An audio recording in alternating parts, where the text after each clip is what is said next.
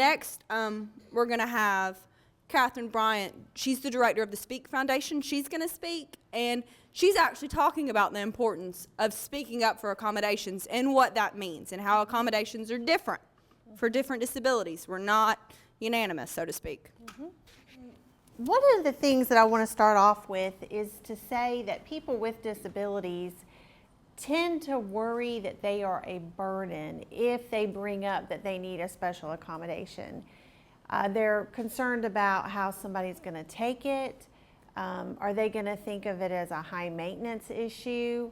Are they just making a big deal out of something that really isn't a big deal?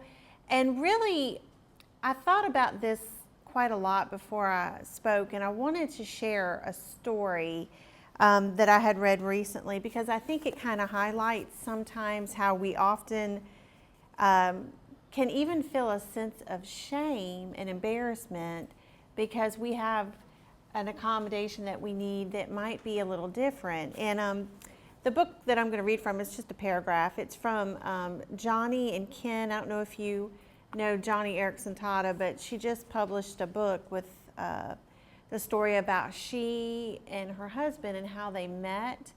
And this was their first date. And she's a quadriplegic, and she's a high quadriplegic, so she is paralyzed from the neck down. And Ken is an able-bodied individual. So they were out on their first date, and he was cutting up her food and feeding her.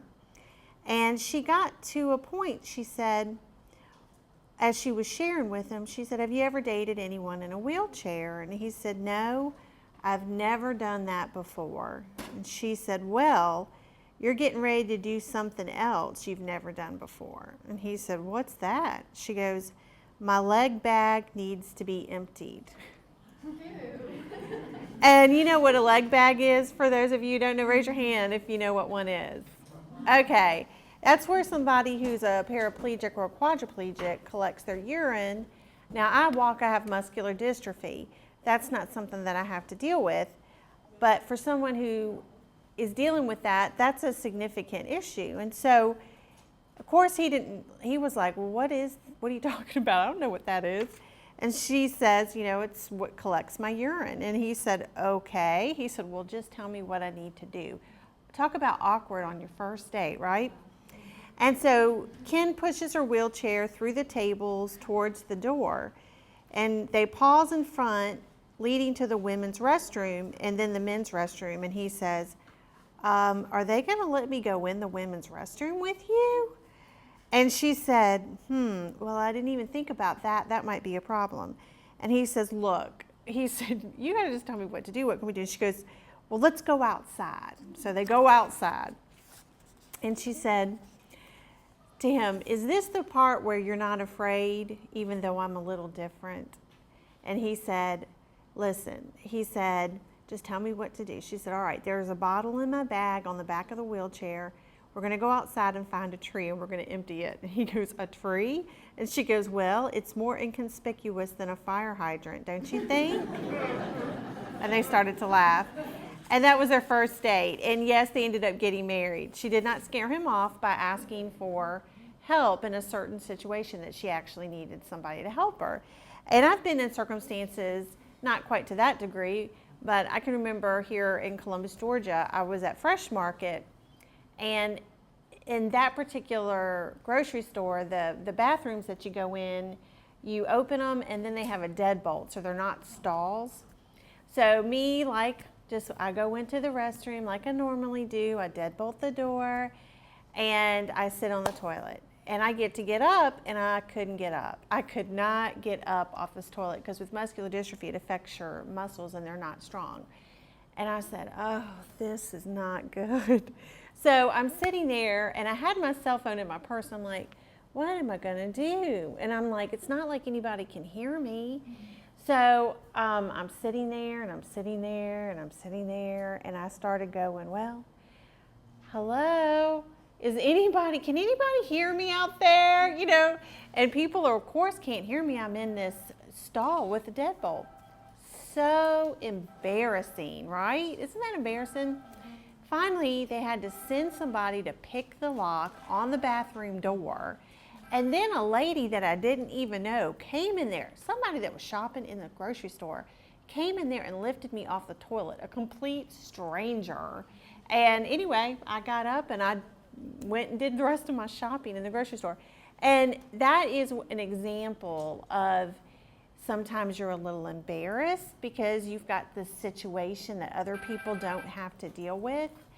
It's also an example of sometimes feeling like a burden, like I don't want to have to burden someone. Like with Ori's story, he could have just said, I don't want you to have to go through all this problem, but he didn't. And what a great thing that he didn't, because then it moved the entire school to make a change, to then change the buses so that they could have lifts. And sometimes when we try to advocate and speak up for ourselves, there's some things that we've got to remember. The first thing that we all have to remember is that when we ask for an accommodation, sometimes we need to actually explain in detail why that accommodation is necessary. Because when people look at me, I can actually stand up and still walk, and the wheelchair extends my energy. So it really freaks people out. Like if I'm in the grocery store or I'm shopping and I decide that I want to get out of the wheelchair and look at something, people are like, did she just get healed? They don't know what's going on, And then some people are like, is she faking it? Is that her like mom's wheelchair? And my mom's sitting over here and she'll be going places with me and it'll look like I kicked my mom out of the wheelchair so I could sit in it. And I'm like, no, this is my wheelchair. It extends my energy. You don't understand. And then for me to have to explain a little bit in detail what muscular dystrophy is, because a lot of people see people with muscular dystrophy and you know what they think? They think little children, because they're used to watching Jerry's Kids and MDA Telethon on Labor Day. And the one thing MDA tends to do is they highlight the children, but they forget about the adults with it. And we all grow up, little kittens grow up to be cats, little puppies grow up to be dogs, and we still have the same disease we had when we were little children. And people don't realize how difficult that can be when you're a grown-up and yet nobody wants to be there for you anymore. So when we talk about it, we have to explain a little bit in detail and talk a little bit about it. And sometimes that's difficult. I kind of use this rule. There's certain things that I have to deal with that I wouldn't share with everyone. There are personal issues that I have to deal with because of my disability. I'm sure everybody with one has that same circumstance. You were sharing with yours, about peeing on yourself.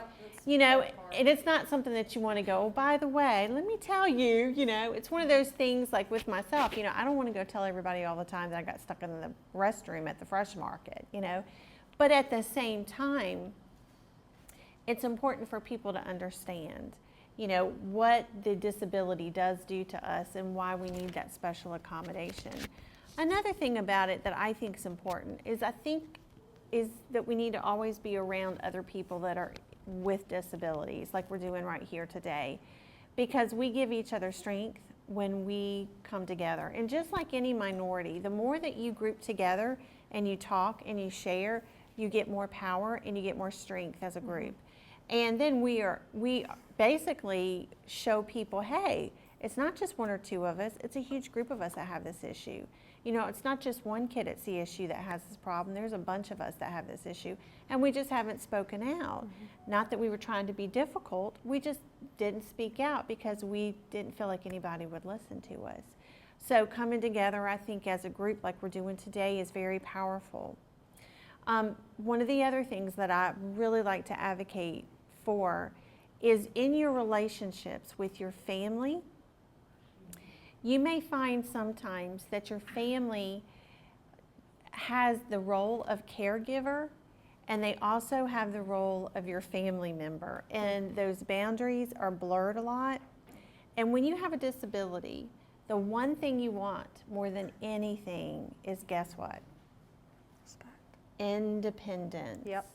You want to be independent and you want to be in control of your own life. And when you have to rely on caregivers a lot, you begin to feel like you're not in control anymore. And even if you have a cognitive disability, or a mental disability, do you know even a person that's severely disabled, even if their intellect, do you know they feel the exact same way? Sometimes their acting out behavior has to do with the fact that they don't even feel in control anymore. And so it's so very important that if you're a family member here and you're a caregiver, like we talked about earlier, try to make sure you're empowering the person with a disability. Empower them. Don't take away their independence in any way, because that independence is what helps them. And I'm going to close with a story. I went to college away from home, and then I went to grad school away from home. I moved all the way out to Texas. And Sorry. well, I thought you were going to knock down that podium. In Texas, I lived in the dorm, and on the first floor there was a girl that was a quadriplegic, high level, like C5 probably, I think it's what you call, right? C5? C5 Yeah, C5. And she lived on the first floor, and her family lived in another state, and she moved all the way to Texas and went to grad school by herself. Now, I thought I was brave with muscular dystrophy doing that, but I met somebody that was braver than I was. She had to have all of her food taken care of. People had to feed her, toilet her, put her to bed every night, bathe her. She had to have a lot of care, but she was so independent, and people made a way for her to do it. And also, she had a lot of help, and she made sure she had personal care attendants to come and help her. But let me tell you, there were days when the person that was supposed to show up to help her did not show up to help her. And she would call around the dorm, and she would say, hey, can somebody come up here and feed me? I haven't had any dinner. Because she couldn't feed herself. She couldn't brush her teeth. And so we'd come down there, and we'd take turns. We'd do things for her. But what a brave young lady. I know people who grew up without anything wrong with them and can't even leave home and go away to college. And then you've got a girl that can't do hardly anything for herself and went to college and then moved away to go to grad school. Isn't that remarkable? And you don't really know what's inside of you that you're capable of doing until you make that effort, you know? And like we're talking about, in speaking up and saying, I need this help, and if you will help me, I can make this dream come true for myself. So I just wanted to end with that positive note, because it's so inspiring to hear how people overcome great odds. Thank you, Kathryn. Kathryn hit on a point, a key point. It's what happens when there's no support at the end of the story. That's what she said. The girl didn't have anyone. They didn't show up. So what do you do?